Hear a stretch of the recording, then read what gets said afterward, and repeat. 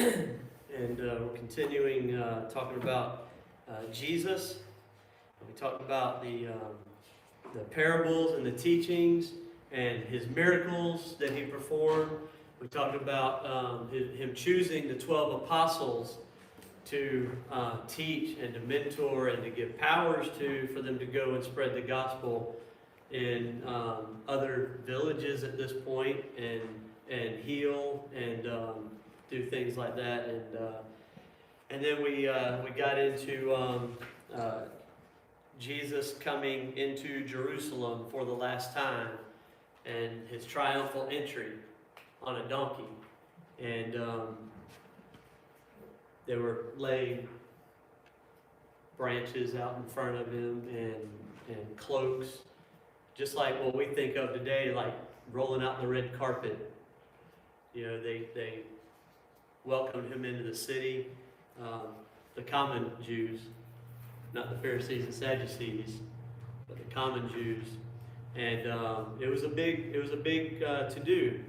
The triumphal entry is documented in all four of the Gospels. And as he entered, he came in on a donkey, and he fulfilled the prophecy that was made in Zechariah 9, verse 9. Rejoice greatly, O daughter of Zion. Shout, daughter of Jerusalem. See, your king comes to you, righteous and victorious, lowly, and riding on a donkey. He did that and fulfilled Scripture, prophecy. So we talked about the fulfillments of those things, and then which started, we're going to get to the Last Supper. So a lot happens during this week that from the time that he gets in there, and we skipped right over the cleansing of the temple happened during this week also, or the second cleansing of the temple. And then the Last Supper.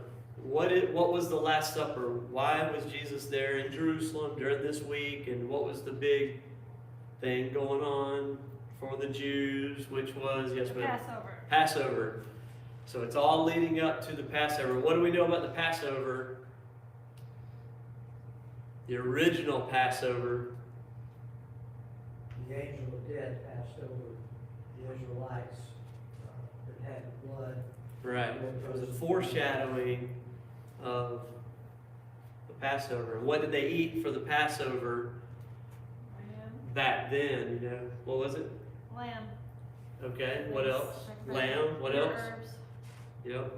Bitter herbs, unleavened bread, right? And we had the blood on the doorposts. All this was foreshadowing this, what Jesus was about to fulfill in a lot of these things. But as they're, everybody's aware of the famous painting of the Last Supper where you got Jesus and all the apostles sitting on one side of the table, all of them sitting in chairs or leaning over each other and all that kind of stuff. I think this one's more better rendition of this. You know, actually laying, kind of leaning and laying, right? You see this guy in the forefront. And that's probably more like what it was, because it even talks about they were laying and you know, you can talk to one on one side and talk to the other side more than, you know, so this is better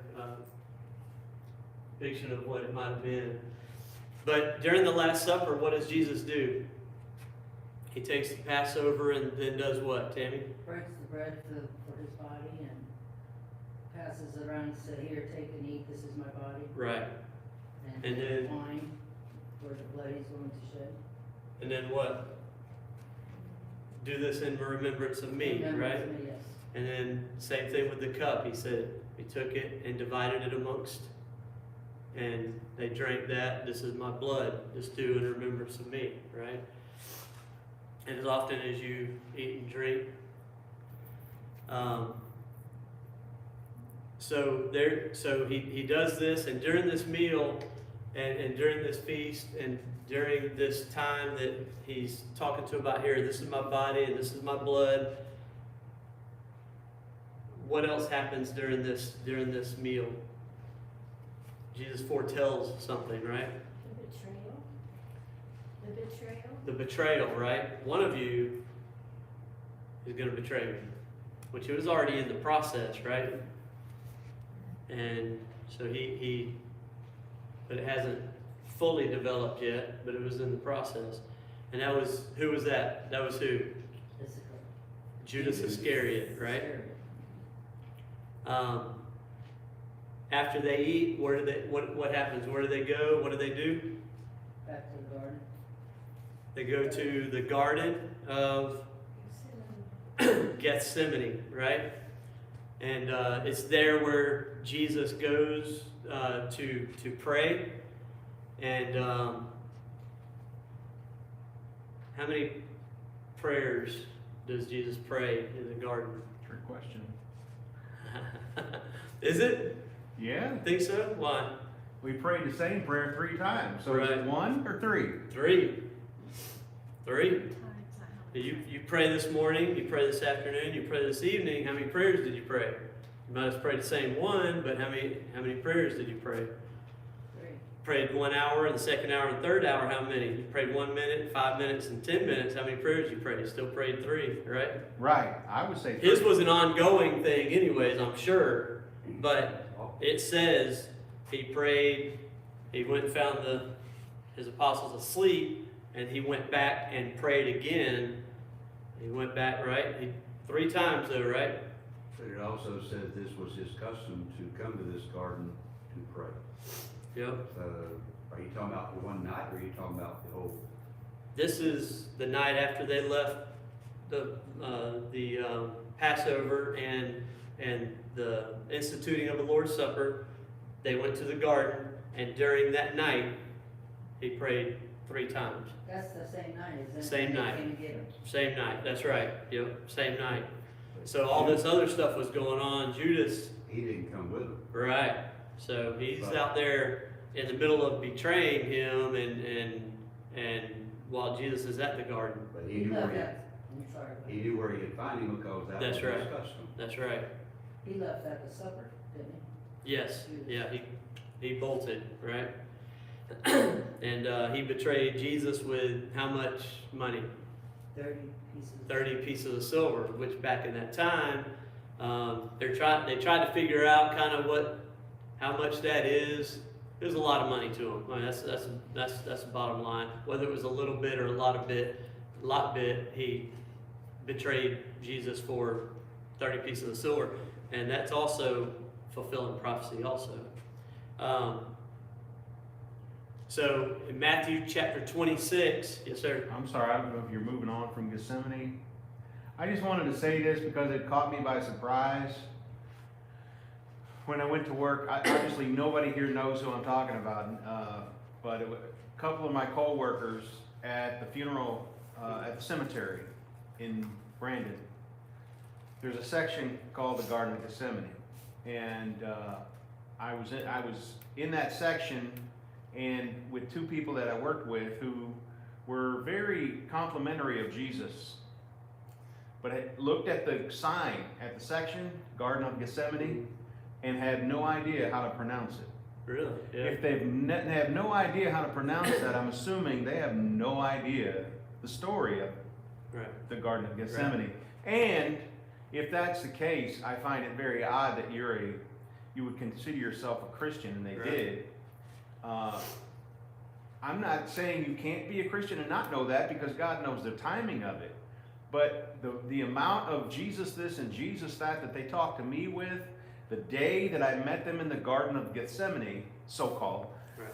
I found out they don't know the Bible at all. And you can't say Gethsemane? I mean, you can't even get close. I understand there's a lot of things I can't pronounce, like Right. Ahasuerus. Orthodotus assa, right? Right, yeah, exactly. It wasn't that though. I Right, could tell no. they had no Yeah. idea, and this is such a major part of the gospel. Sure. The one they think is their Lord is having a major moment, and always was there, by the way, but this is a big part of the story of Christianity, the story of the gospel, and they're clueless Right. what that word means. You know, that it's a garden where he was on a regular basis, and where even his apostles were falling asleep. when it was super important for them to pray and watch. Sure. It just, to me, one was super religious, or so they thought, and another one was of another religion that just does attendance, basically. Yeah. And I thought to myself, you don't know the Garden of Gethsemane? You don't even know what that is? Because I said it to them, and they still didn't know what I was talking about. I didn't explain it. Right. But as soon as I said Gethsemane, they said, yeah, something like that. What? This is a major Right. part of the gospel. Right. How do you not know what that is? Right. Anyway, Yeah. it might surprise some people if you say it to them, and if you're wondering how much they know the Bible or how much they brag about knowing the Bible, Right. ask them if they know anything about that. Right. When their favorite person ever was really having a hard time, do they know about that? Right. You might have an opportunity to share the gospel, Yeah. the true gospel. Yeah. That's a good point. Yeah, anybody else? That might have been personal, I'm sorry. No, that's good, no. Did that's you good. talk to them about it? No, I didn't. No, I didn't. I failed to do that. They didn't like me very much. So I didn't get very many opportunities. I run into something similar at work several years ago when I was still working. And I was supposed to preach here one morning, and I mentioned to a couple of people at work, and I was preaching, come out, come on out. And the lady that I mentioned it to, she said, what are you preaching on? I said, the parables. I mean, the parable of the talents. The what? Right. What? You don't know what the talents are? Okay. Right. Well, it's like what I said a couple of weeks ago, Jesus spoke in parables, but he also had regular teachings, and we also see other writings, and we have the Psalms, and we have the Proverbs, and different things like that, different categories or whatever. We had a guy at our old job, me and Jennifer, where she had mentioned something about Elisha was bald, and it said that the kids were making fun of him, and he cursed the kids, and a bear came out of the woods and tore up all the kids, and it was a true story, true happening, true event in the Bible. And this guy said, yeah, I've never heard that parable before. It's not a parable. There's a difference. There's parables like Jesus spoke, and then there's true events. And didn't know the difference. And that's the way a lot of people are. And the people that you're talking about are professed Christians or Bible believers or Jesus believers, and they don't know what Jesus is, what the Garden of Gethsemane is, and or how to pronounce it, or what it's all about. And that's huge. I mean, this is a huge point in this week, in this night, in this event that's about to happen. It's huge, and we should all be really familiar with everything about it, but especially this night and the events, and know what all he went through, because it's I don't want to tell that story and say that I'm better than them in any way. I'm not less of a sinner than them. I just feel like if you really have what you claim is a relationship with Jesus Christ and you don't know about his worst moment, I find that amazing. That you think you're close with the Messiah. Aside from the fact that I fail and you fail every day, do you even know him? I don't think you do. Wouldn't that fall into the parable of the seeds on the wayside? Hearing the word and not doing it, or the house being built on a rock or the sand or whatever? Knowing something and not Not letting it take root. saying not letting it take root, not reading the Bible. Yeah. Good point. It just seemed, and if you want to be in good company, it didn't seem like Peter and John and James were that concerned either right. in that moment. So, Well, hey, y'all stay here, and I'm going to go over here and pray. right. At one point, out in the water, Jesus was the one over there sleeping because everything was fine. Right. And they were frantic. Well, maybe they've spent enough time with him now to where, hey, we feel comfortable. And Yeah. long week, long night, whatever it is. And hey, He's gonna be here all night. Yeah, he's gonna be here all night. Yeah, maybe they were asleep, didn't know what he was. Now he came and said, "Hey, what are y'all doing? Wake up!" Okay, yeah, Jesus, we got this. You know, they are asleep again, and maybe they spent so much time with them that they were comfortable falling asleep. You know. That's an And, excellent point. Yeah. So the first prayer, Matthew 26:39, my Father, if it is possible, let this cup pass from me. Yet not as I will, but as you will. His flesh, his body, his physical, we could read several things into this. We can, I don't want to go through this physical pain and suffering. I don't want to go through this emotional pain and suffering. I don't want to, there is some, belief, I don't know what the different beliefs are, that there was a time period where there was a separation when he was taking on all sins, that he was separated from God. Whatever the case is, he knew he was about to go through something extreme. Yeah. And if this is the only way, whatever your will is, I'll do it.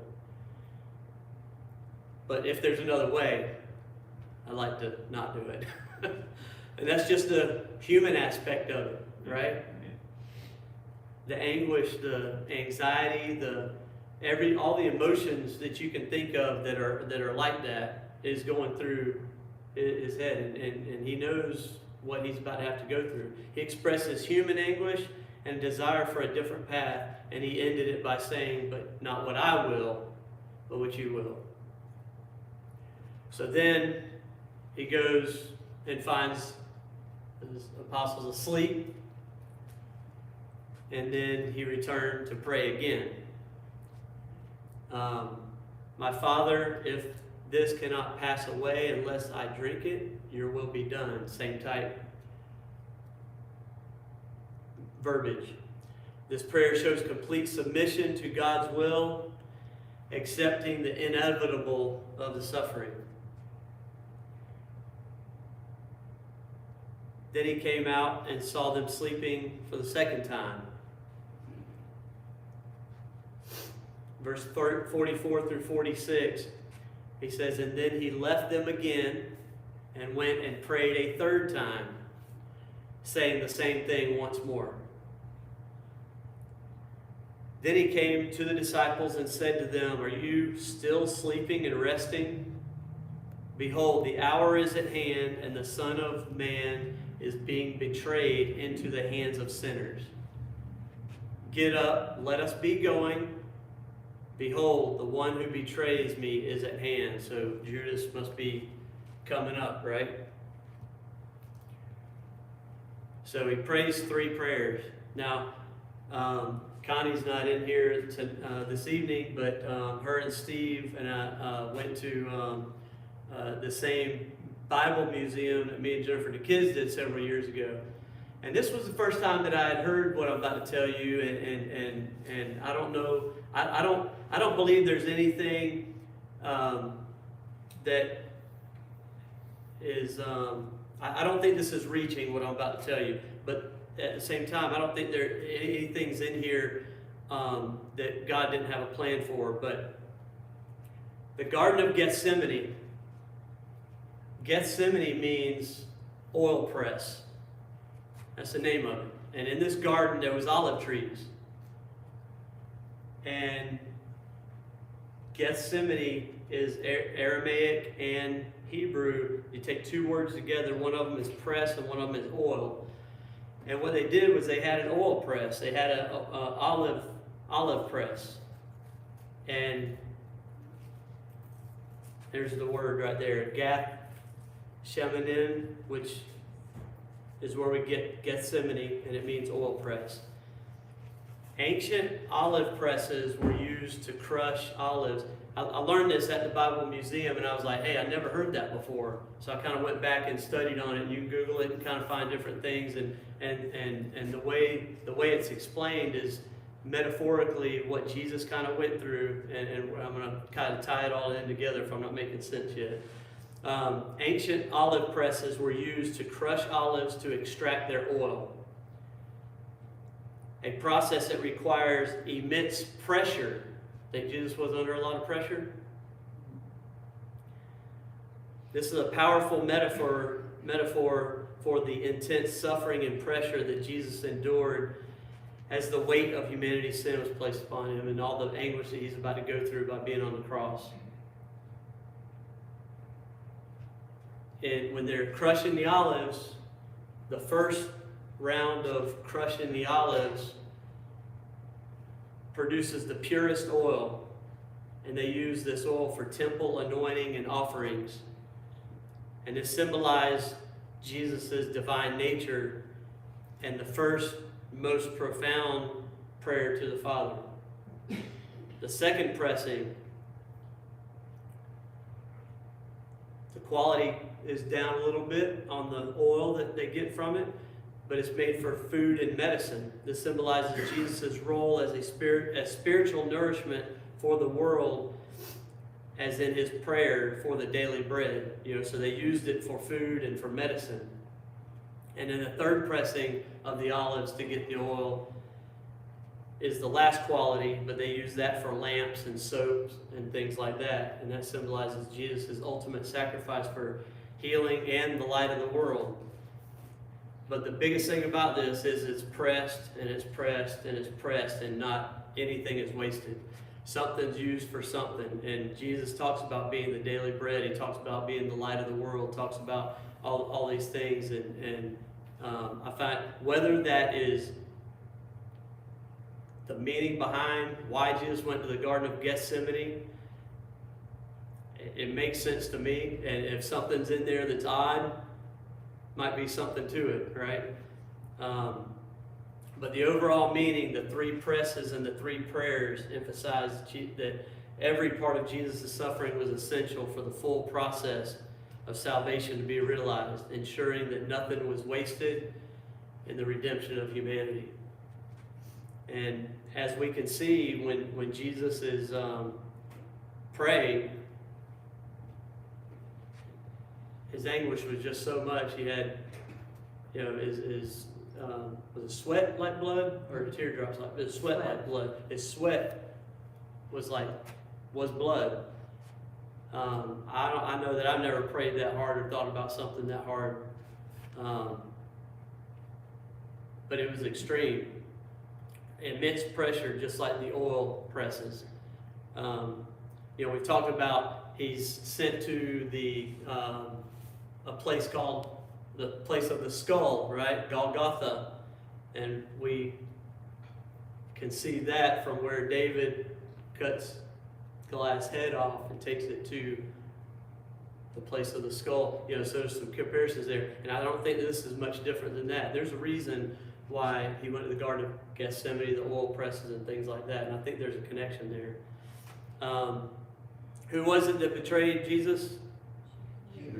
Judas Iscariot arrives with a large crowd, right? And he tells them, I'm going to go up, and whoever I kiss, that is he, right? How many people came with him to arrest Jesus? How many? A bunch. How much is a bunch? We don't know exactly, but they talk about a Roman cohort, and they think a Roman cohort was somewhere in the neighborhood of 300 to 600 people, possibly, somewhere in that range. And that doesn't even include the Jewish people that came with him, too. Whatever it was a mass crowd. Whether it was 200 people, 500 people, whatever it was a lot of people. Up until now, every time that they've wanted to seize Jesus and kill him and stone him has been about 8 different recorded times that we know about, and he's always gotten away somehow, right? And who knows if that was Judas's thought process? Hey, I'm gonna sell it. I'm gonna betray him, and we're gonna get there, and he's gonna get away like he always does. I don't know what Judas was thinking. Who knows? It's been one of the thought processes, but they did get there, and Judas kisses Jesus on the cheek, and he betrays him and turns him over to the authorities. I don't think he was thinking. It was Satan doing the thinking. That's right. Wasn't thinking, right? Satan went into him. Think about that money. he did think about it later, right? Yeah. And go, oh, what have I done? You know, so now you have the guilt and the That's what regret. Satan left him. Yeah, so I don't know if his thought process was, hey, he didn't escape, and every other time he would have, He felt bad. now I'm gonna go out and hang myself, you know.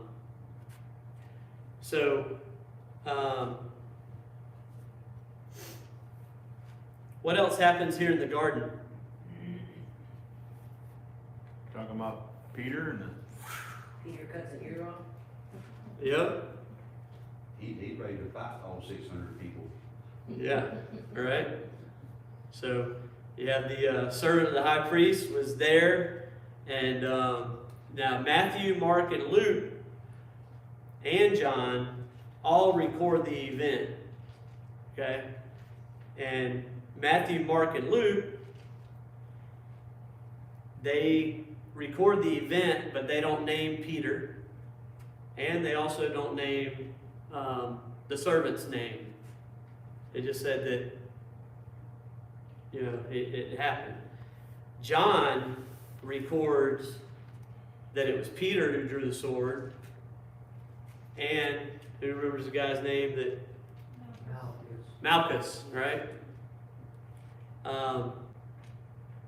And there's only one account that talks about Jesus healing him, touches his ear, and he heals him. I've often wondered about the thought process of him, Malchus. I just got my ear cut off and Jesus healed it. Crucify him. Right. I don't understand that thought process. Let's finish this job. Never mind that miracle just happened in my ear. Right. Well, look at the miracles he did do in front of all the people, and they still say crucify. Yeah, that's right. That's right. Yeah, and I don't know what Malchus's, I don't know if he continued on or if he was just astonished or, you know, what after that, you know, but at that point, if you got 300, 600 people, you know, however many people it was a lot of people, you know, and who knows what it was after that. So anyways, so Jesus heals his ears or his ear, and we could talk. We could have a whole sermon or two about just that instance, you know, of what happened there. So anyways, they take Jesus. So this is at night, right? that's right. So they take him. Where do they take him? To Pilate, To where? to the back chambers. To Pilate? Not yet. Not yet. I couldn't hear you that first comment. High priest, taken to the high priest. Oh, yeah, that's right. Who was Annas, right? Who was the former high priest, right? They take him to his house. So how many trials did Jesus have? Let's say, how many meetings or trials did Jesus have that night and the morning of, or the next morning? You can call it a trial. Yeah, that's trials. Yeah. Three? Two. Three? 6? 6. Annas, Caiaphas, Sanhedrin, Pilate. Pilate. Who else was the other one? Herod? Herod, and back to Pilate. Right? 6 total. So during these trials, these mock trials, these fake trials, or let's call them illegal trials. Tell me why they're illegal.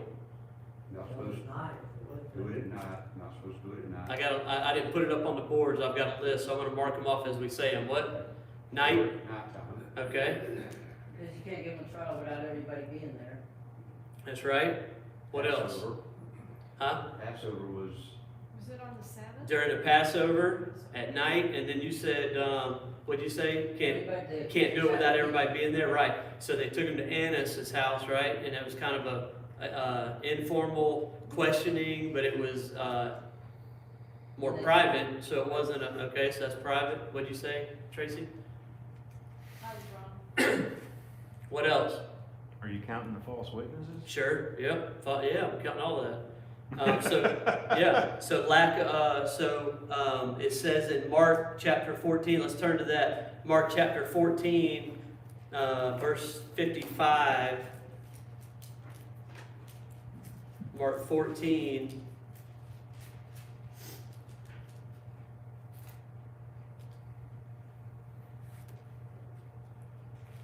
What chapter?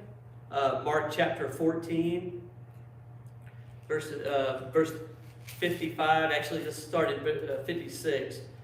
No, let's start at 55. I'm sorry. Now the chief priests and the whole council kept trying to obtain testimony against Jesus to put him to death, and they were not finding any.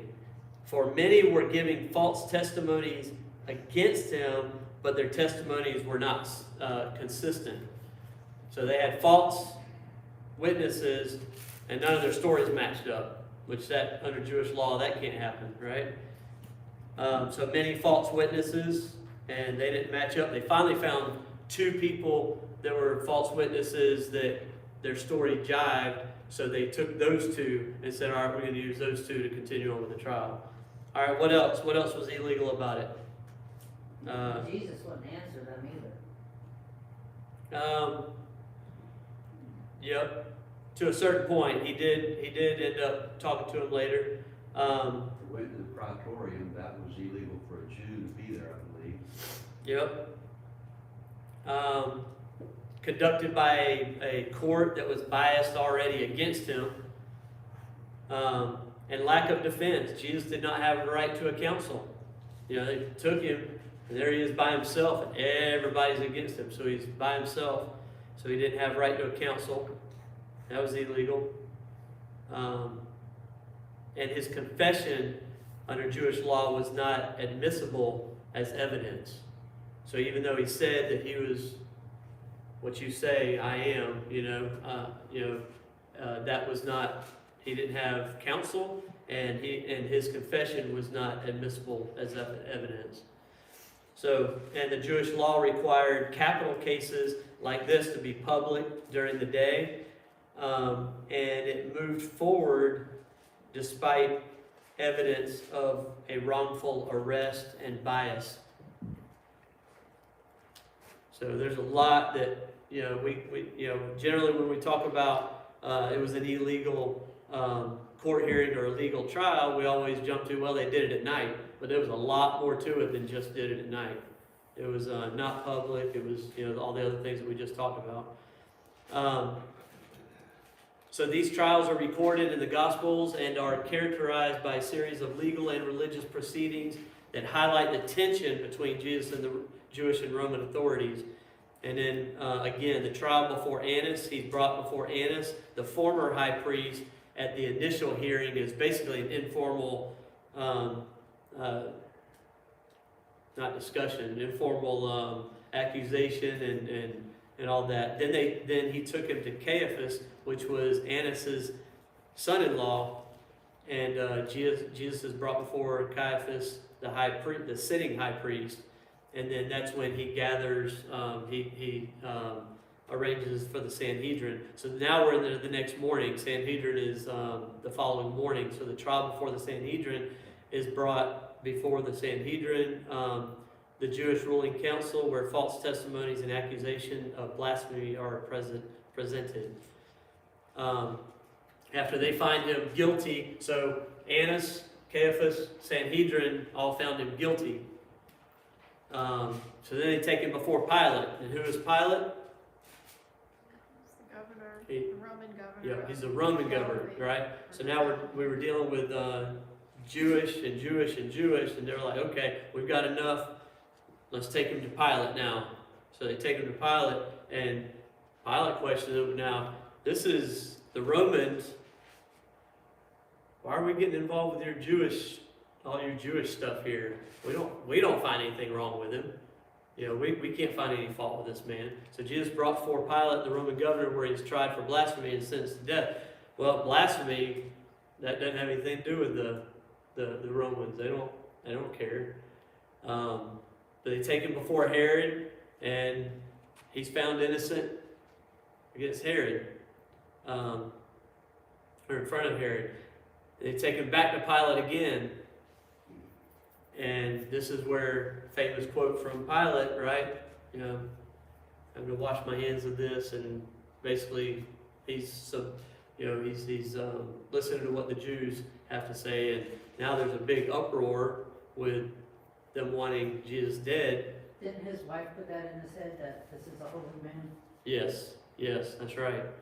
And he was like, I gotta wash my hands of this, please, don't let this be on me, but I've got to turn them over. If not, my position, and maybe they'll kill me, and all of this. But so you had the 3 Jewish courts, let's call it trials, that found him innocent, and then you had the 3 Roman trials that, did I say that wrong? Yes. The three Jewish courts, let's call it trials, found him guilty, and then the 3 Roman trials found him innocent. But they still gave in to the mob, the Jewish people that were trying to kill Jesus. And these trials are testimony to the legal and religious. It's very complex, something we're not used to. You've got Romans who are governing the whole area, but yet they're allowing the Jewish people to kind of do their own thing and they're allowing them to kind of think that they're governing themselves, right? And they're letting all this stuff go on, and it's very complex, not anything that we're used to. And they're a significant part of the narrative of the New Testament, and often studied for their historical and theological significance. So anyway, there's a lot going on there, even with just Jesus and that whole week. And it starts, and you got to think about it too. You're talking about Jesus has been up for a long time, right? Jesus has been, Passover day and all through the night. Now he's getting beaten at all of these trials too, slapped in the face, spat upon, whipped. Got to imagine how beaten down Jesus is at this point. Does anybody else have any questions or comments right now yet?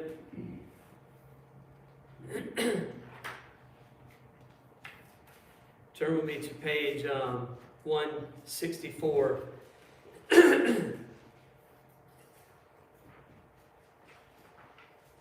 Get into the crucifixion.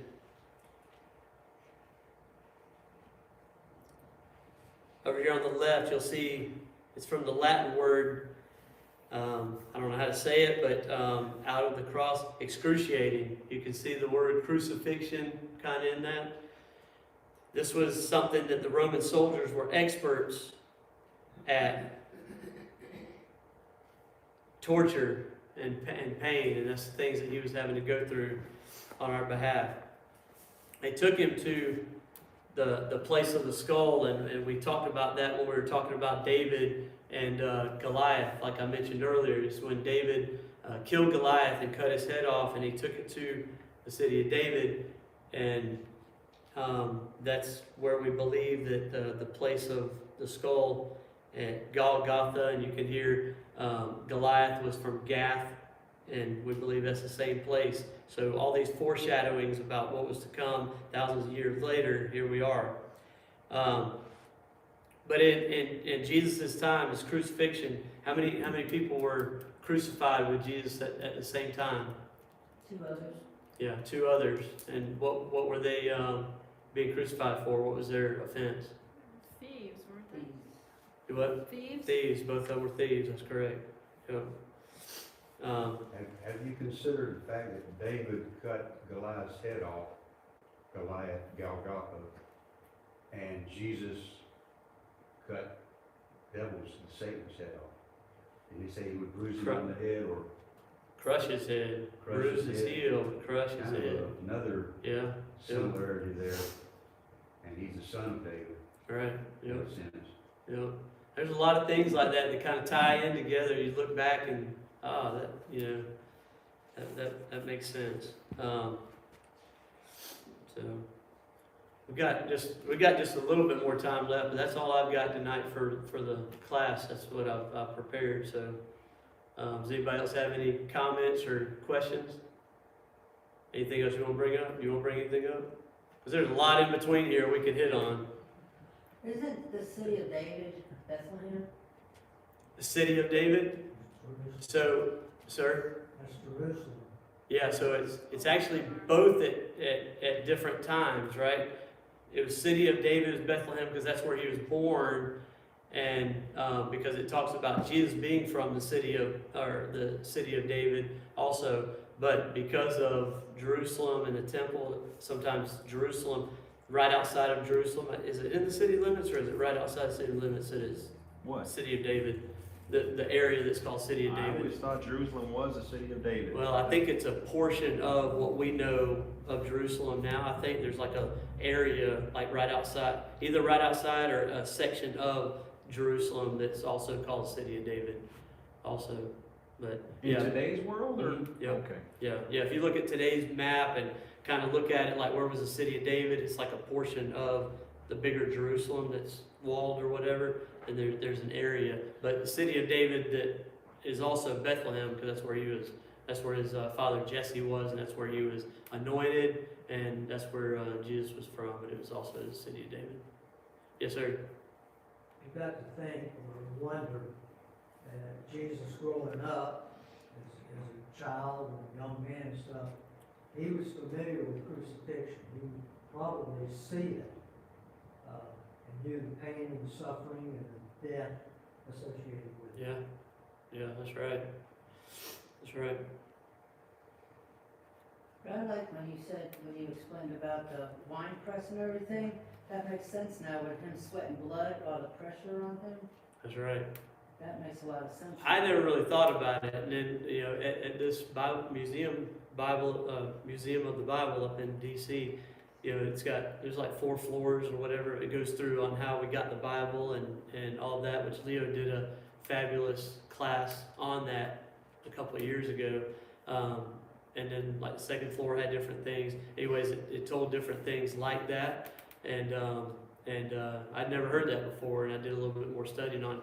And it never says that in the scriptures that's exactly where that came from, but it makes sense. Yes. And I don't know if that's us as humans reaching and trying to make things there that isn't, but it makes a lot of sense, even if it is a metaphor for us to remember, but it definitely, how they crush the oil, the olives to make the oil, and it was called the olive press as Gethsemane, and look what Jesus went through, same thing. So it makes sense, but it's not backed up by, we can't find it in Right. scripture where, hey, this is why this is this, but it's, I think it's pretty neat.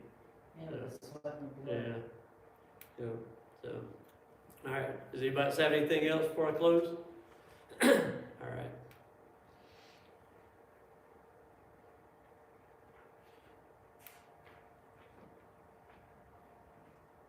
Thank y'all for your attention.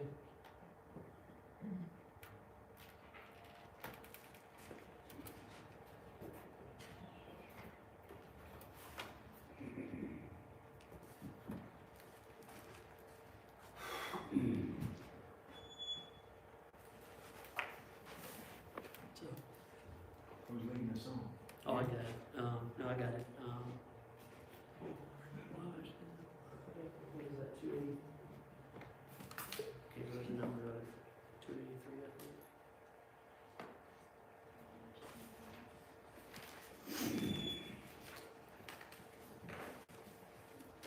You got a couple minutes, right? You got Connie in the back? Hmm? Connie in the back? Yes, she is. Yeah, I think so. Connie in the back? Yeah. I'll go ring the bell.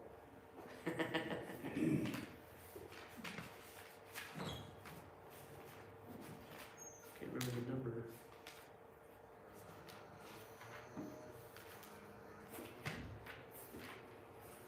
That was 2 million. What's it called? You got the door open. It's 307. 307. That was one of the numbers. You were correct.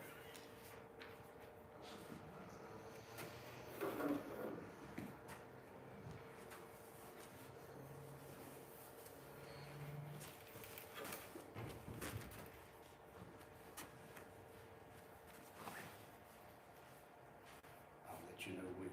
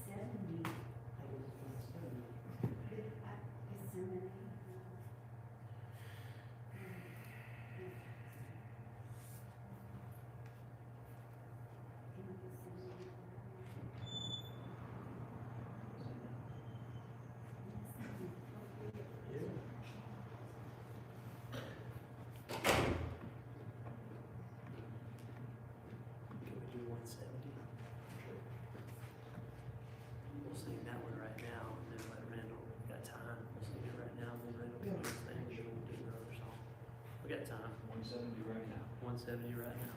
You good with that?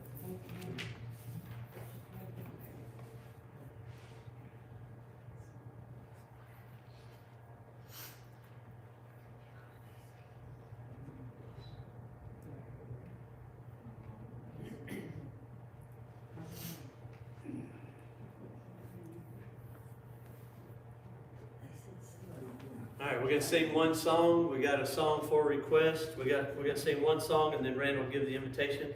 Then we'll sing the invitation song. Acting a fool.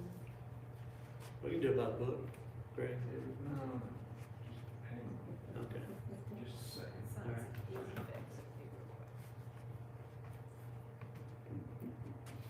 What's the name of it? In Gethsemane alone. Oh.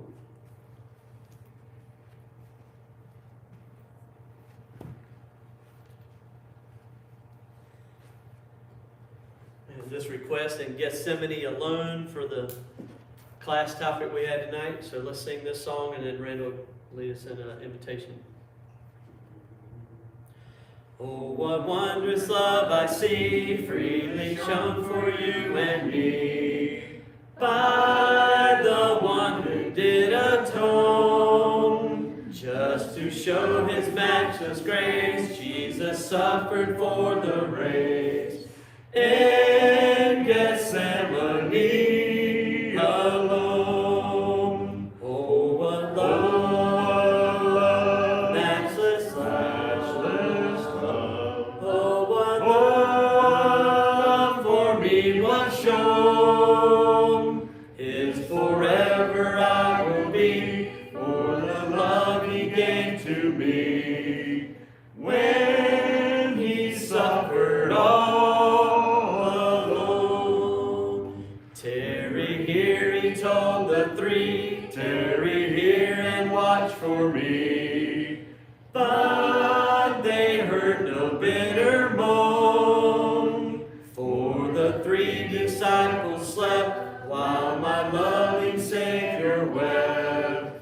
In Gethsemane alone. Oh, what love, matchless love.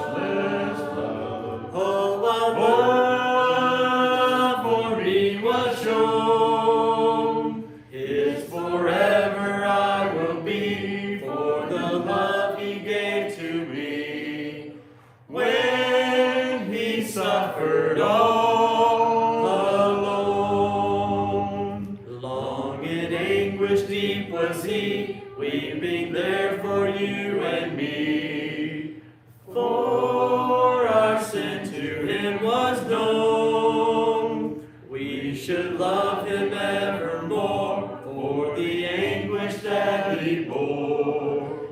In Gethsemane alone. Oh, what love, matchless love. Oh, what love for me was shown. His forever I will be, for the love he gave to me. When he suffered all alone. Well,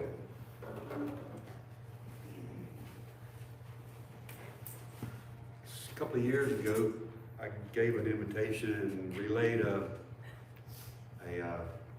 trip I had with Dick Warren hog hunting, and where we caught a pig, and he was in a chicken manure pile out in the middle of the pasture. That's what they use for fertilizer on the pastures, and they loved it.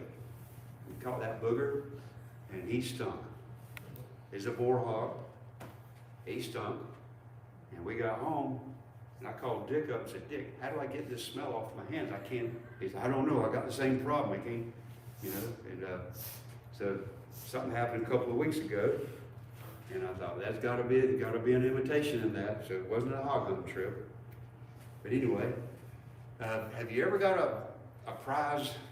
Got a hold of something you thought was a prize, and then there was a catch to it? Yeah, that's pretty common nowadays, isn't it? Well, first slide. I got a prize the other day fishing with some of the Goolsbys and my wife, and I caught a big old trout. Well, it wasn't big. It was a 13-inch trout. And I don't know if y'all are familiar with sea trout. They're slimy, and they got real fine scale. And you grab him, he just squirts out of your hand. You don't want to grip him too hard, you'll kill him. So I got a hold of him in my hand, and I got my fishing rod, and I caught the first fish that day, and I'm proud of that booger. And I'm walking back to get the pliers, and that fish slid through my hand, and he did like that, and next thing I know, that's what's in my hand, right there. It is past the barb. It's buried up just like it looks right there. That's a reenactment. That's just how it looked. No blood, the hook's buried up, the barb's inside of me. What you gonna do now? Yeah. I know Tammy said she fished before, John fished. You know, you get a hook in, you stick it in a little way, you're all right, just pull it out. But once that barb goes in there, now you got problems. Now I got problems. I said, what am I gonna do here? So first thing I called Kevin, get from the back of the boat, get this fish off of here, because every time he jumps, he's pulling that hook a little deeper in there, and it's already stuck in my hand. And get the fish off of here. I got problems. I can't get rid of it. So he gets the fish off, and I don't even care how big he is now. I just get rid of that fish. And I look at that thing, and I've got that hook buried up. It's right off to the crook, just like that looks right there in my hand. So what are you going to do now? I said, give me my pliers. I think the next slide would be the next one. There you go. What am I going to do? Somebody suggested cutting the hook off. If you cut the hook off, you can mess the hook up. First off, you can't mess the hook up. And you've also got a piece of a hook in your hand you can't pull out now. So the only thing is you pull it out. Oh. I got those pliers, just like you're looking at there. And I've fished since I was probably 6 years old, and I'm a little older now. About 63 years worth of fishing. Never had this happen. I've always wondered if I got the guts to pull that thing out. Well, I do. I yanked that thing out, and next picture. Guess what? No, that's not. That's the same one. Next picture. I yanked that hook out, and the back hooks went right into my hand right there. But I got the other one out. Kevin, what are we? Oh, well, I told Kevin, we're going to pull them front hooks off of that plug, because I'm not yanking it the third time and getting it caught in my hand again. And the worst part was, when just before I yanked that thing out the first time, I thought to myself, I hope I don't pull them hooks into my hand. And guess what? That's exactly what it looks like right there. Right there. What are you going to do now? We're going to do it again. You're not going to cut it? No, I'm not messing up a good hook. Pull that hook down. This one, it came out, and I got free. And I thought to myself, that's just like, well, in the Old Testament, they used hooks. The Chaldeans used hooks when they gathered up all the Israelites. That's how they would, when they went in and took over, when Habakkuk prophesied this, they're going to send the Chaldeans to you, to Israel, and God's going to take and get judgment on you, and they're going to lead you away with fish hooks in your jaws, in your nose. They were big fish hooks, I'm sure. They weren't little bitty things like that there. But that's what they did. They would lead them away. You're coming away now because I got a fish hook in your nose. What would they do to a hog or a bull that won't behave? They put a ring in his nose. You put a cord on that, you can lead him anywhere you want now, because that hurts. I better follow this man. Every time you do something wrong, well, that's what they did to the Israelites. They led them away with rings in their nose. I wanted to read that part there. It's, let me see here. That was, let me find it. Yeah.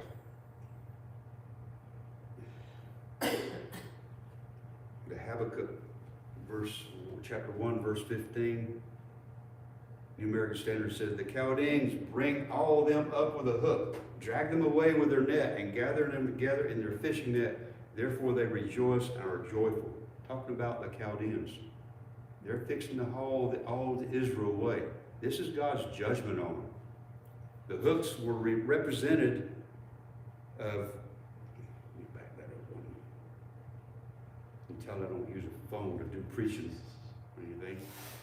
It represented God's sovereignty, God's authority.